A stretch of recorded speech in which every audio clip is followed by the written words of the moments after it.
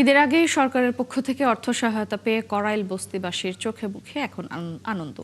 Family কার্ডের উদ্বোধনী দিনেই ২৫০০ টাকা জমা পড়েছে তাদের অ্যাকাউন্টে।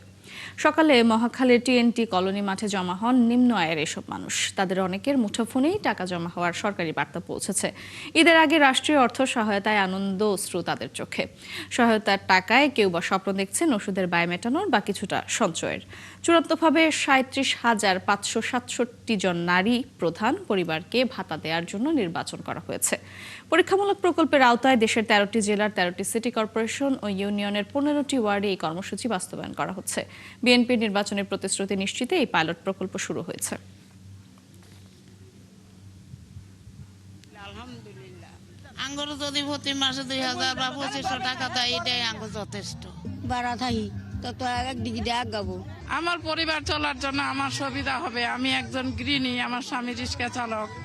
এটা আমার পরিবারের জন্য খুবই উপকৃত হয়। ও টাকা পাইলেও আর তো বাচ্চা টাচ্চা লইয়া চলবা, বাচ্চারা লেখাপড়া করাইয়াম। টাকা পাইলে যে ওষুধ পানি খাওয়ান লাগে, পোলা একটা দিত সানা, এটা একটু উপকার। নিজের দেশে কোনো বাড়ি নাই, জায়গা নাই, থাকতারি না, মাইকের বাড়ি টাউন লাগে।